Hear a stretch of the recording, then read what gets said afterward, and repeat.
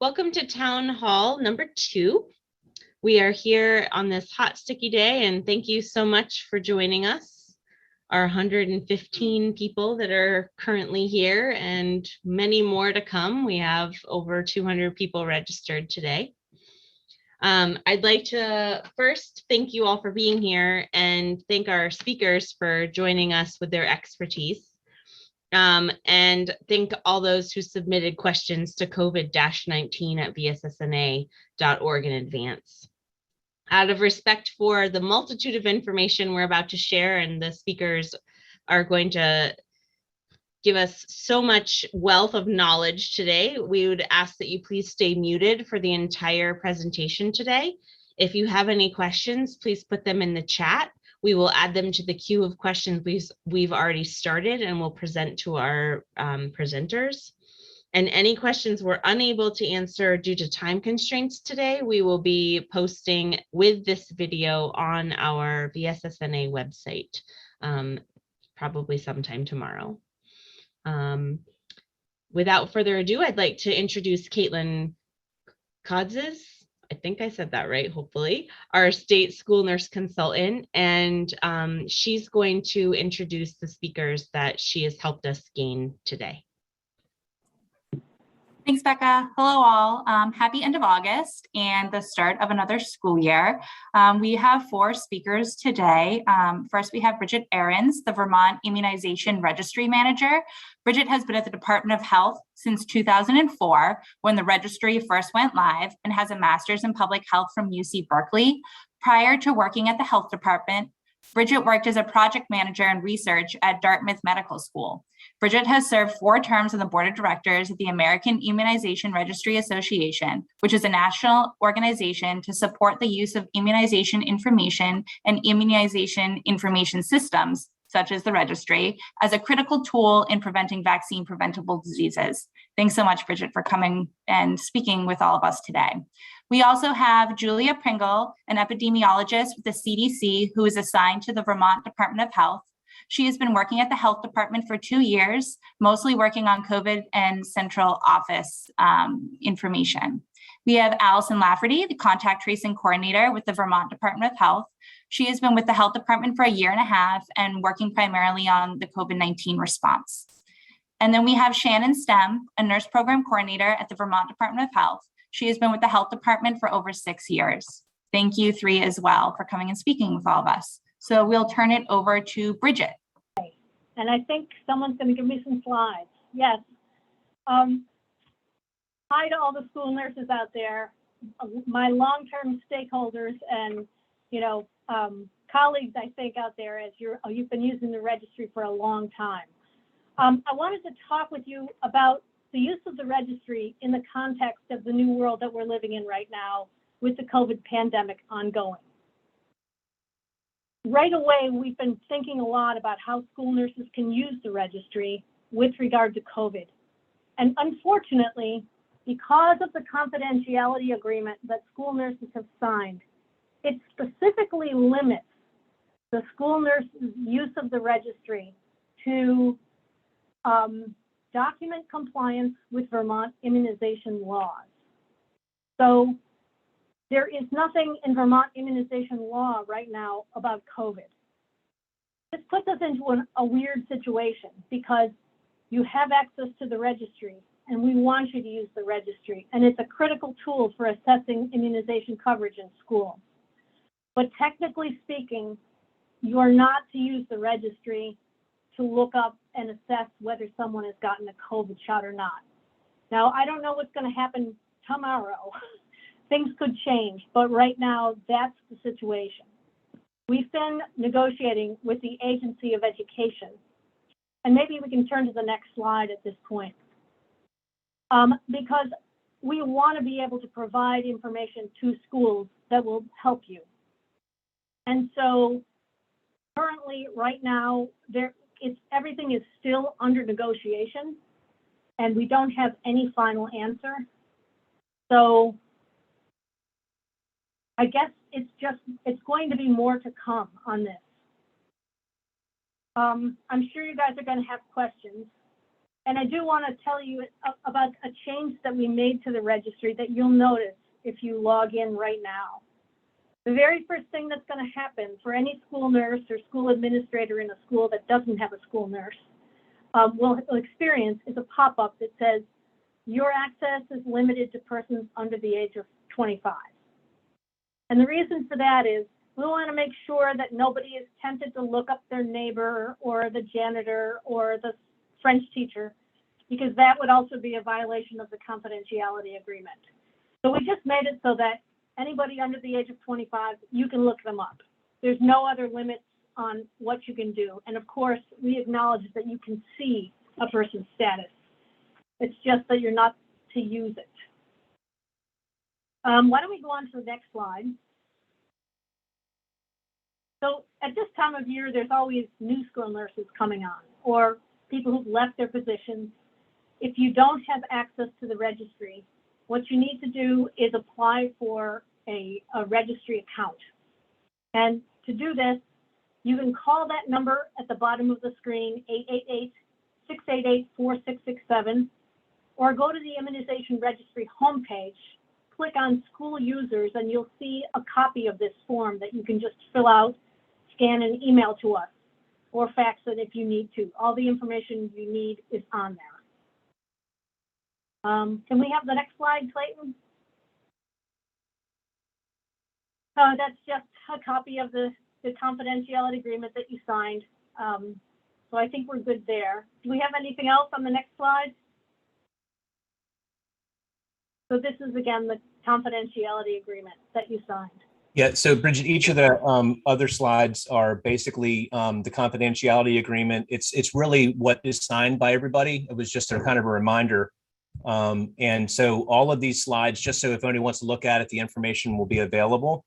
Do you want to talk about maybe that slide? I don't know. That's just the Vermont state law regarding the registry. And if you look in section B, I think it is. Wait a second.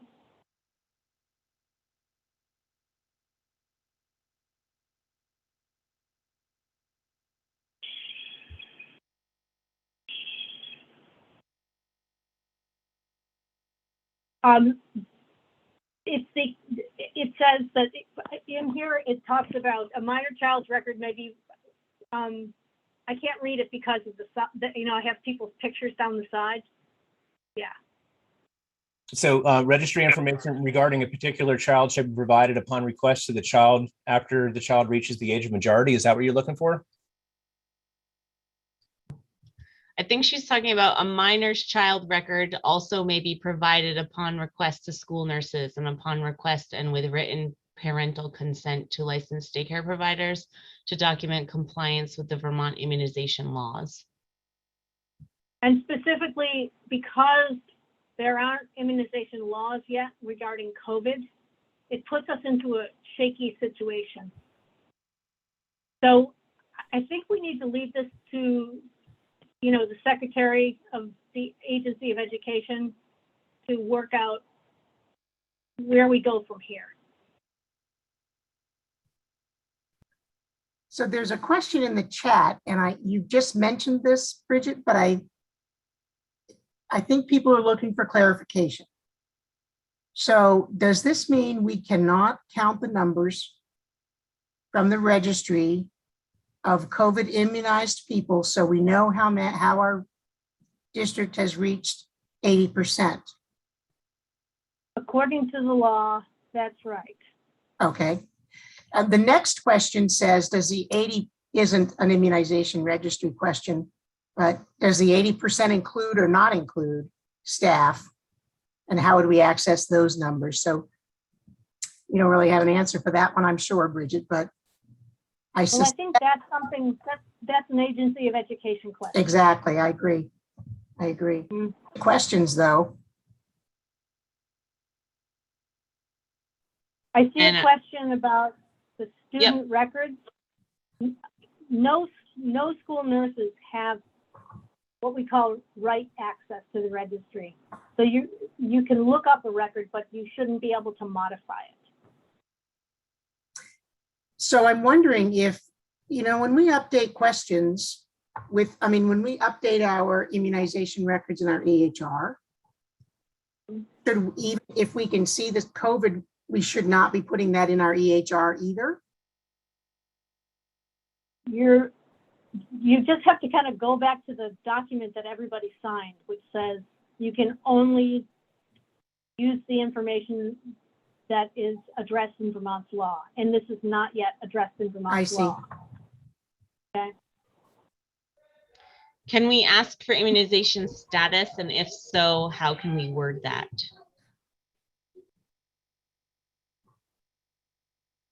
It can't come from the registry unless someone above my pay grade does something else.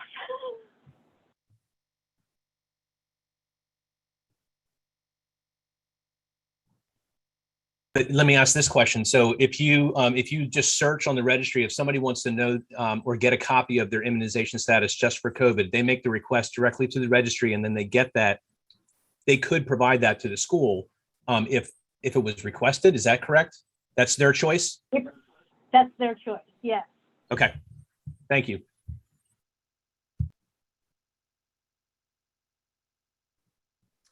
Another question. Can we use the registry to access vaccinations for contact tracing purposes? To know whether someone has to quarantine or not? Again, it's the limitation for school nurses is it's only what's required under the law. So we will also touch on this in our presentation because I know it affects your decisions about contact tracing. To chime in now, I know an official memo is coming. I don't have all of the right answers and it could change tomorrow. What we know now is that you can ask for documentation, and if a family doesn't want to provide it, our approach is that we recommend you treat them as unvaccinated. We've also provided some updates to our template exposure quarantine letter this year, which provides guidance both for vaccinated and unvaccinated people in the same letter. So we know that's an outstanding concern. I know more information will be coming. That's how we recommend addressing it for the time being. There was a question about if we receive an immunization record from a doctor's office or such, should we not put their COVID on their official health file then? That's totally outside the registry. So that's your information. Okay. And for Julia is, are the template letters accessible online now? Yes, they are. They've been updated. You're cutting to all the great points that we hope to make in our PowerPoint as well. And I'm pulling it up right now because I wanted to double check. The one thing that's outstanding is they're currently being translated into a variety of languages.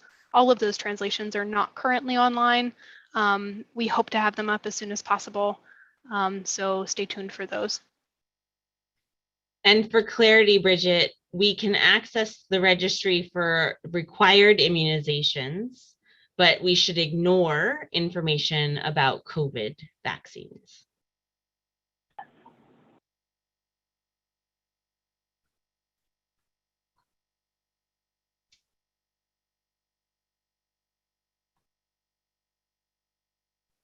I don't see any other questions in the chat. I think, Bridget, you've been very straightforward, and thank you for your knowledge on this topic. And as things develop and we move toward having COVID laws for the registry, we will, as the VSSNA, be in touch with Bridget so that we will have an update if one is needed at a future town hall possibly, or maybe it's just an email saying you may now access the registry with COVID included. But again, at this point in time, the laws do not exist for us to be able to access the COVID information that we see on the registry when we're looking up the required vaccinations. I just want to say that out loud again to be very clear to our audience here what we are and are not allowed to access on the registry. So Bridget, here's a really great question because a lot of us do this. If we print the vaccination record from the registry and the COVID vaccine is on it, can we file that in their record? I mean, it may be a loophole, but I'm just asking for clarity. Everything that I'm telling you is something that has come from talking with our legal team. And I would have to ask our legal team that, because I don't know the answer to that question. So just to add to it, so when we have a student going from 6th grade to 7th grade, they're getting their Tdap. And so we're running a report. And so the only way we'd be able to run that report and have that as actual documentation, it would include the COVID. So specifically the COVID vaccinations also. So specific for 6th to 7th, we would have that problem because after that, there's no more mandatory vaccinations that would be given. So we'd have to print that if we wanted to have the record on file, but we just wouldn't put them in the EHR, but they would be on the hard copy. Would that be acceptable? Is I think the question would have to be asked because we need to print those, or at least we need to have proof of vaccination if we're asked. Okay. I will ask that question and get back to you on that. And this brings up another good point Mandy put in the chat, is that there are other vaccinations on the registry that are not required by law. So are we also supposed to not be accessing the registry for those as well? Are we not supposed to be adding those to the child's file as well? So I think this brings up a larger topic that maybe we need to get more clarity on. Technically, it's true that if it's not required for school, then you're not supposed to be doing that. I can tell you that this is under discussion and we may see changes moving forward. It's going to take some doing, so. Okay, well, thank you so much, Bridget, for your time and for answering all of our questions. Okay. And we hope to hear from you in the near future with some more clarity on the topic. I will do that. Thank you very much. Bye-bye. Thank you. And now I'm going to turn it over to Julia and Shannon and Allison for their presentation on contact tracing. Well, hello. It's really nice to see so many people that I've worked with in the past. So I'm really excited for that. Thank you for taking the time to just sit and listen to our response to COVID-19 K through 12 schools PowerPoint. All right. Although this is not our first year responding to cases of COVID in schools, Vermont is in a different place than we were in school when school started last year.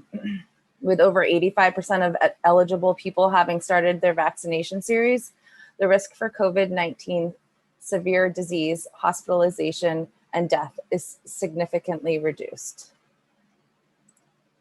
Therefore, we are no longer in a state of emergency anymore, meaning that the health department is no longer issuing requirements for schools. Your local school district authorities will make policy decisions for your school regarding mask use and other mitigation strategies. Refer to their guidance for information about what policies your school will follow. We encourage you to visit our website, healthvermont.gov, for information and resources about responding to cases of COVID-19 in schools. Our website has links to step-by-step instructions for responding to cases of COVID-19, a guide for determining close contacts in your school, and other resources like template letters to share with close contacts after an exposure. Just so everyone's aware, there are a few of the documents that are currently being updated. So they should be updated either tonight or tomorrow with a little bit more current information. But what is on there is very good and can still be used. The focus of this presentation will be about the steps in COVID-19 case response, including contact tracing, guidance for close contacts, and roles and responsibilities for communication. We will not be covering general school policy decisions around COVID-19 mitigation steps or surveillance testing. We refer you to the Agency of Education and your local school district authorities for these questions. Step 1, confirm the exposure. The first step in contact tracing investigation is to confirm that an exposure occurred. You will learn of COVID-19 exposures to your school through 2 main mechanisms. In the first scenario, our team at the health department will identify the exposure when contact tracers call a positive person. We will determine when they became infectious, ask where they went while they're infectious, and if we learn that they were in school while infectious, we will contact you. When the health department identifies the exposure first, we verify the case was in school while infectious before reaching out. We do not reach out when the case did not attend school while infectious. The health department will alert you as soon as we identify an exposure to your school. However, it is possible that a family or staff member might tell you directly that they tested positive before we alert you. When this happens, it is important to verify the exposure occurred while the staff or student was infectious before proceeding to contact trace. If symptoms are present, the infectious period began 2 days before symptoms started and continues until isolation ends. If symptoms aren't present, the infectious period began 2 days before the test was collected and continues until isolation ends. If an exposure occurred outside the infectious period, for example, 4 days before symptoms started, then no response is needed. Your school might decide to send a notification to your community that a learning member tested positive and did not have an exposure at the school. This is an optional notification, not a health department requirement. But if an exposure to your school did occur during the infectious period, for example, the day before symptoms began, then contact tracing is needed and you should proceed with the next steps.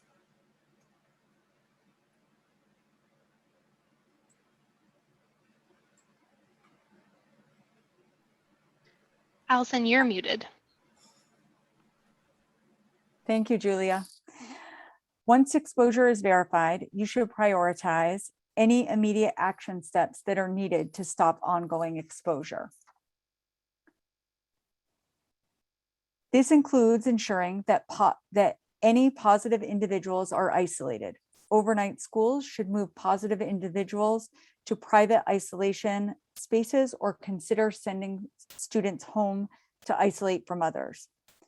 Non-overnight schools should ensure that the positive person is not currently in school, and if they are, the positive person should put on a mask immediately and be isolated until they can safely leave the school building. After making sure that the positive people are no longer at school, the next step is to identify and exclude unvaccinated close contacts. The process of contact tracing can sometimes take time. And a final, and a final list of who is unvaccinated and who meets close contact criteria will likely not be immediately obvious. While this investigation is pending, consider excluding anyone whose exposure scenario is under investigation and anyone with clear exposure whose vaccination status is not yet known.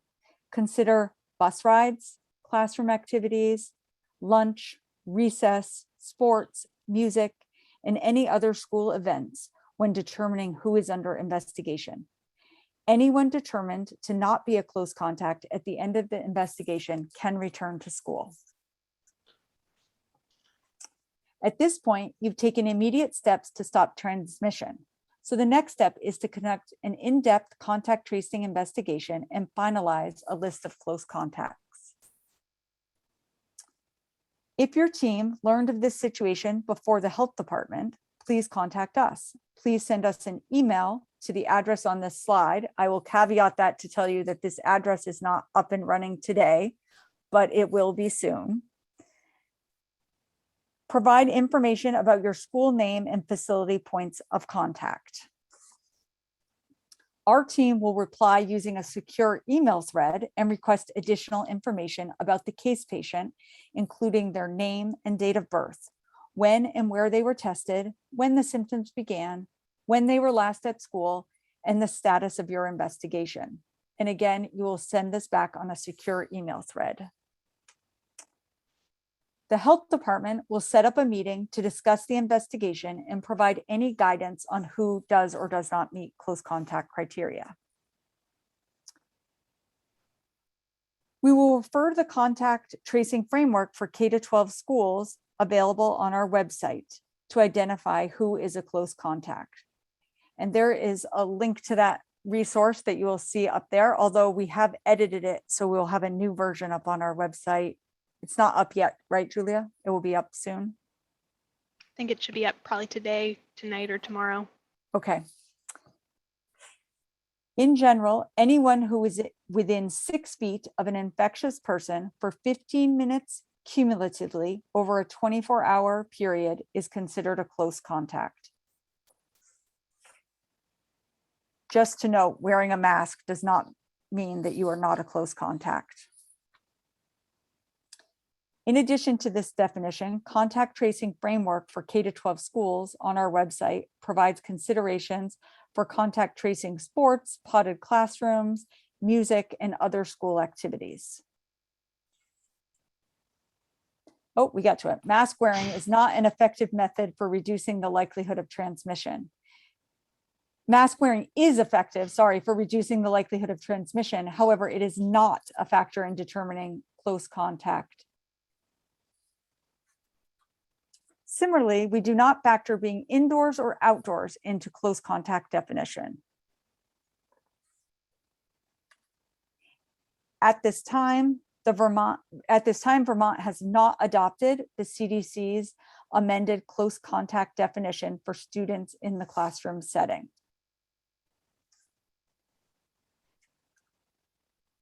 Use the line list for schools available on our website to document all close contacts identified during contact tracing. The line list should include both vaccinated and unvaccinated close contacts. Although we will only recommend quarantine for unvaccinated close contacts, we are interested in collecting information for and communicating an exposure notification to both groups of people. An official memo providing guidance on whether schools will be able to access the immunization registry will be coming soon, as Julia just discussed. In the meantime, you can ask staff and families about their vaccination status and the vaccination status of their children.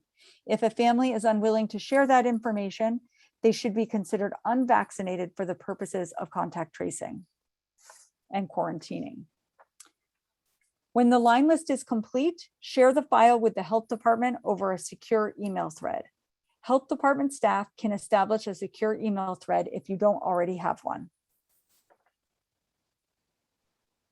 After the contact tracing investigation is complete, it's time to notify close contacts of their exposure and provide quarantine guidance as needed. We ask that schools share the exposure letter with all close contacts who are enumerated on the line list. The letter encourages vaccinated close contacts to consider testing 3 to 5 days after their exposure. Quarantine is not recommended for vaccinated close contacts if they are asymptomatic. However, if a fully vaccinated person has COVID-19 symptoms, they should not come to school. We recommend that symptomatic people seek testing as soon as possible and isolate from others while their results are pending. The letter recommends quarantine for unvaccinated close contacts. Unvaccinated close contacts are recommended to seek testing right away and again on day 7 after their exposure. Quarantine can be ended early if a person is asymptomatic and receives a negative test result from a specimen collected on or after day 7. The person must remain in quarantine until they receive the negative result. When testing out of quarantine, a PCR test, not an antigen test, should be used. Health department testing sites are free and use PCR tests. These are sometimes also denoted as NAAT. These terms can be used interchangeably in case you see that. Visit our website for more information about testing dates and locations. In addition to sharing the exposure quarantine letter with close contacts identified during contact tracing, you can consider sharing a general update with your whole learning community. This is not a health department requirement, but if you would like to provide a general update, you can modify the template letter available on our website. When communicating about a school exposure, be sure to protect the positive person's identity. Avoid using names and anything else that might be identifying. After an exposure to your school, you might wonder whether your school needs to close. The health department will not recommend that your school close. Our goal is to support you in identifying the people who cannot come to school while they isolate or quarantine. As long as these individuals are properly excluded, there is no need for your school to close. Of course, we recognize that operational concerns might merit closures. Those decisions should be made at the school and school district level. Like last year, we will continue to post the number of cases that attended school while infectious on our website. The school table will be updated weekly on Tuesdays. These counts will not include the number of cases in your school community who did not attend school while infectious. Finally, we'd like to discuss a couple common scenarios you might experience in which the response is subject to change. You might learn of a positive result right away when someone tests positive. Sometimes this occurs before the health department has received the positive result. Getting started on your response right away is encouraged, but it's important to be aware that the response is provisional at this point. It is possible that upon further investigation, perhaps the person received a serology test and not a PCR test. In a situation like that, we would overturn any provisional steps taken. An additional example of when responses are subject to change come up sometimes around antigen testing and probable cases. Vermont follows the national COVID-19 case definition, and people can be considered probable cases, which merits contact tracing and quarantine, everything, just the same as a confirmed case would. They can be considered probable cases when they have a known exposure to a confirmed case and they meet certain clinical criteria if no lab testing is performed. Be aware that starting a response to a probable case based on symptoms and exposure might be overturned if that person ends up receiving a negative PCR test. A final common example involves antigen testing. Vermont refers to CDC guidance for interpreting antigen test results. This is an algorithm available on their website that walks through that interpretation, which we follow. Be aware that positive antigen test results might be overturned with additional information. This situation might arise when an asymptomatic person receives a positive antigen test. The recommendation is that they receive confirmatory PCR testing within 48 hours. And if that result is negative, we would overturn any provisional steps that we had started. Taking provisional steps to protect your learning community is encouraged. We review these examples to prepare you for when situations might be subject to change because we understand that it impacts how you will communicate with your school. For example, when a response is provisional or under investigation, we encourage you to keep the appropriate students home without officially quarantining them. Our health department team will be available to support you in understanding when and why information is subject to change, and you're always welcome to reach out to us with any questions. Thank you all so much for your time today and for all you do to support Vermont schools. We really appreciate your collaboration and are really grateful for the chance to present today. And we are all around and happy to take any questions that you have. Thank you.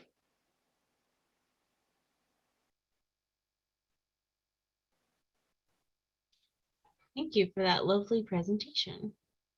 So I'm going to start asking some questions of you guys. The first question is, and you kind of went over, you did go over this in your presentation, but I'm just asking these questions for clarity because I think a lot of people need it to be repeated so that they hear it over and over. So what will the school's responsibility be to contact tracing? So we're moving towards what we did last year. The ask is that we jointly determine who's a close contact. So we're still going to be available to have those calls with you, talk about the exposure scenario, offer guidance on honing in on that list of close contacts. And then we ask that you send a quarantine exposure letter to everyone who's jointly identified to be a close contact. And those letters you're referring to are the ones on your website, correct? Right. So if you have not already gone to the Vermont Department of Health website, these are available. There are tools that they have provided for contact tracing specifically for schools, the letters, the line list, and then there's another document that I can't remember right now that's, maybe you guys can help me out. There's also a Not too- template letter for like making broader communications to the whole community. Yes, that's- It's yes, essentially that's it. like someone in our community tested positive and we're taking steps. You're welcome to modify it. It's a Word document. So feel free to edit that, send it out. Not a requirement, just something you can use if you want. Can you speak to what happens in the districts in Vermont and New Hampshire, the ones that are shared? There's a school district that's shared between Vermont and New Hampshire. Can you speak to who is responsible, like if the school district has to do that for the New Hampshire school as well? That's a good question. Allison, you look like you're nodding. Do you know the I answer think to that? I believe that last year when we encountered that, it was, it's the school where some of their school is in Vermont and some is in New Hampshire, but it's all under the same district, correct? Correct. Mm-hmm. So people who lived in Vermont got Vermont guidance. People whose permanent address was New Hampshire got New Hampshire guidance, which was not the same guidance all the time. So that was unfortunately confusing, but it's the way it was. It was based on your state of residence. And I believe that the school that was in Vermont did Vermont guidance, and the school that was in New Hampshire did all of New Hampshire guidance. Mm-hmm. So it was good, like almost like it was handled like it was two separate schools, even though it wasn't. So would you advise those schools to look to the health department of that state? The Vermont looks toward you guys in the Vermont Department of Health, but the New Hampshire schools would look toward New Hampshire's Department of Health? I believe, Julia, do you recall, I believe when we had a case there last year, that is what we did. Do you have a recollection? I can get some clarity on it and send a follow-up email. Yeah, I let's don't just have be the sure. answer off the top of my head. I apologize for that. And this next topic, we are dying to have some clarity on around recess. And with the new Delta variant, what's the best practice for kids under 12 having recess? Should they be masked? Should they not be masked? Is the Delta more infectious? Should we try to separate classes at recess so that we have less people mixing? So we're looking for the recess guidance from you guys. As you know, last year recess made the line list longer. Yeah, so I can take a stab at that from a contact tracing perspective. Again, the masking question, we are deferring to local school districts this year. And so I'll talk mostly about the contact tracing perspective here. Like we said, we don't factor in being indoors or outdoors to whether you're a close contact or not. If someone's meeting that 6 feet, 15 minutes criteria, even if it's outside at recess, like we're going to recommend that they quarantine. So with that said, I think, our goal is always to have the smallest number of people on a line list as possible. If we're working with you and you have one class out there on the playground and you know for a fact that the infectious person spends no time with others and is always off on their own in a corner, we can work with that. And that doesn't sound like they exposed other people and need to be on that line list. I think, the extreme opposite scenario is this IEP infectious person, is out there with 2 other classes, 3 other classes. Nobody knows where anyone was. They were playing close contact, hugging, and this kid likes to be all up in everybody's business, very social. Nobody can rule that out. In a case like that, we might, out of an abundance of caution, urge you to quarantine those people. So I think operationally, we're deferring some of these decision making to your local authority. But the more information that we have that can help whittle down that list, the better it is. And whether that's like having recess monitors, like just keep an eye on things, or potting at recess, or having classrooms do different activities, what works for you. From a contact tracing perspective, like if there's a possibility that 2 whole classes like might have had an exposure and we don't have any more information, we might recommend that they quarantine.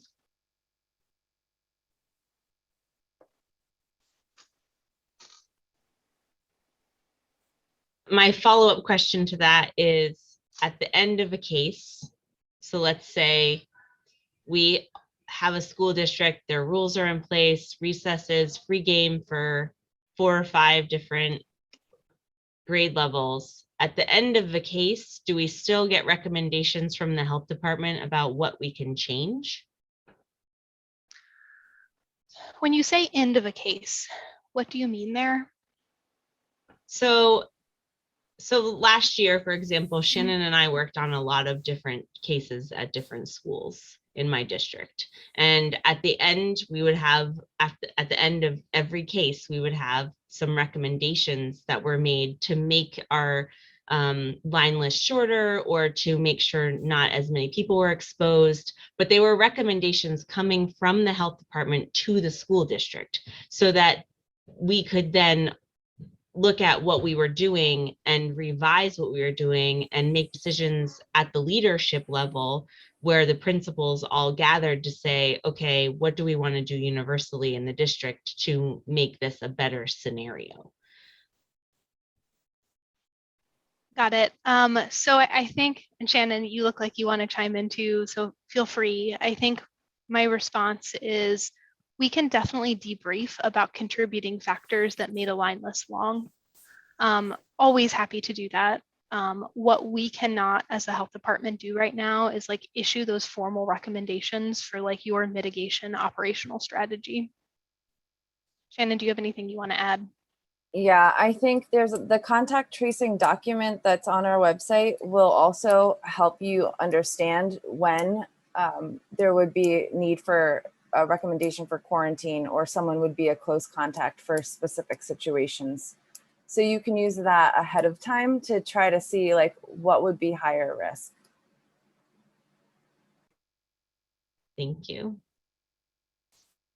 Can we talk about lunch and distancing, and how we don't have guidance this year around distancing, but what is it going to look like contact tracing wise for lunchtime if we don't have distance in the picture?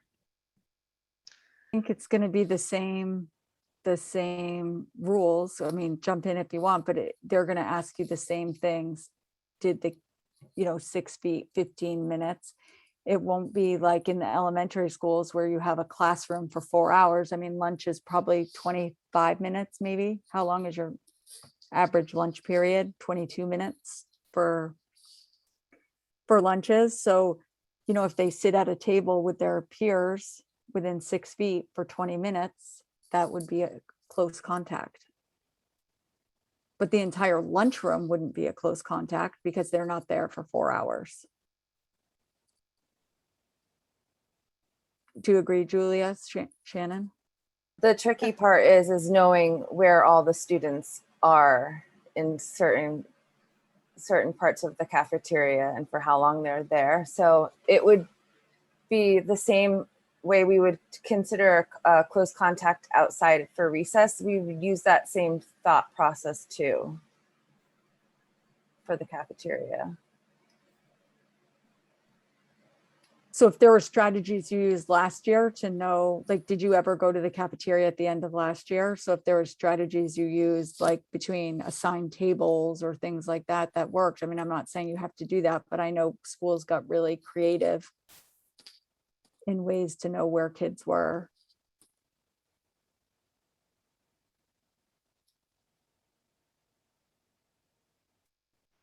Should we ask for proof of vaccination during contact tracing? I know you touched a little bit on this, but if you could just clarify, that'd be great. Yes.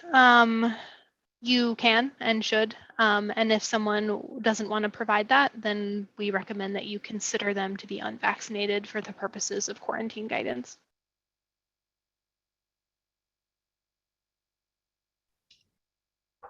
Can you talk a little bit about any data for the rate of school transmission where the entire class is required to quarantine?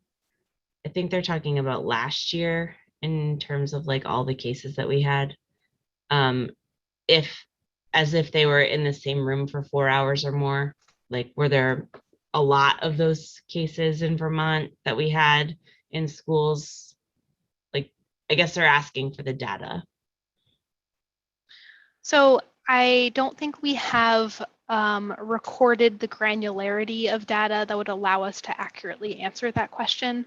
Mostly because when we do these situations, as you know, like we don't have like a seating chart to be able to say like in this class that we totally quarantined, like who was sitting within 6 feet and who wasn't. So I unfortunately like can't provide a perfect like piece of data for that question. I can say anecdotally, I am aware of situations in which there were cases that occurred among people we didn't expect based on seating proximity. So perhaps I just don't have the data to answer that.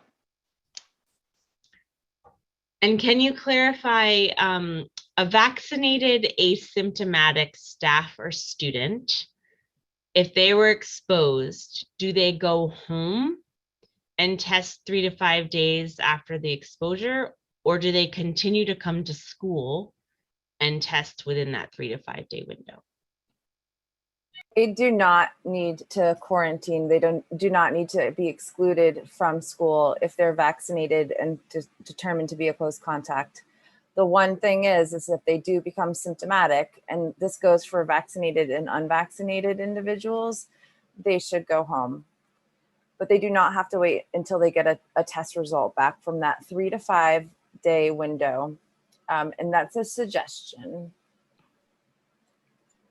I know that there's a question that's kind of come up in different ways, and I've received some emails as well.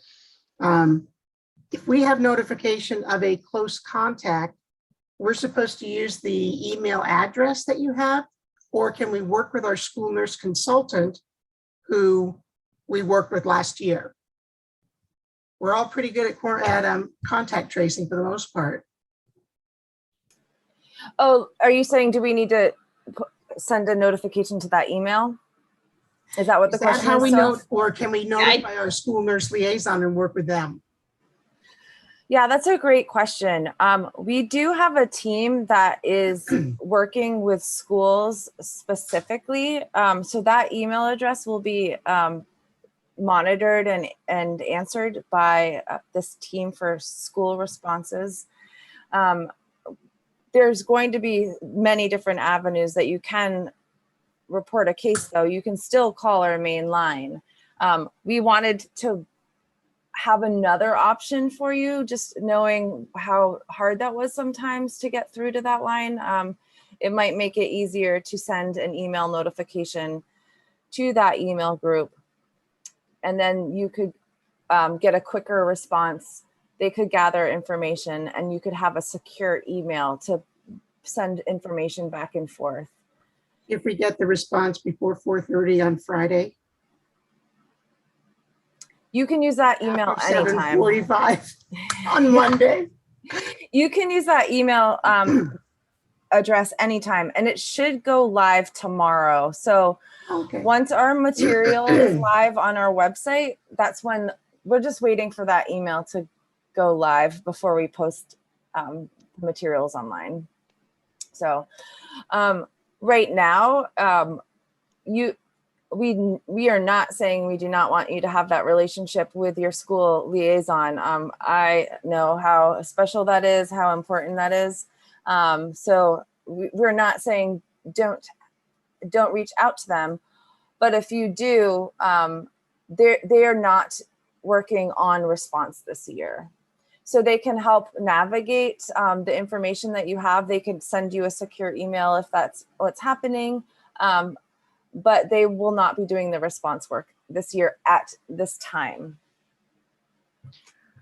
And to clarify a couple of the like times and hours and days questions that I heard and I'm seeing in the chat, the team who's primarily focusing on schools this year is working on weekends.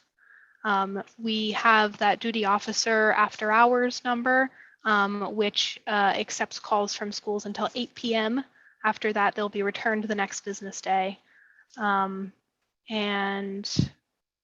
yeah, so I think that covered them.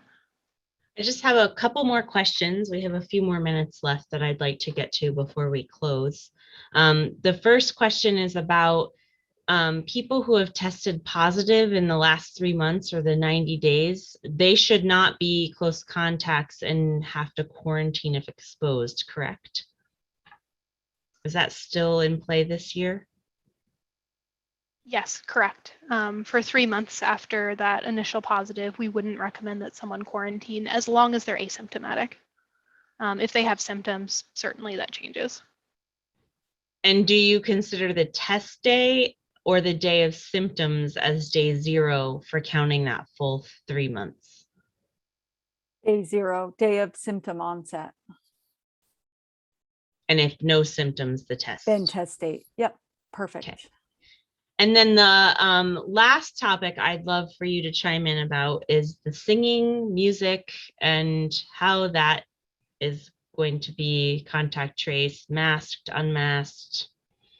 If you can chime in about your expertise there.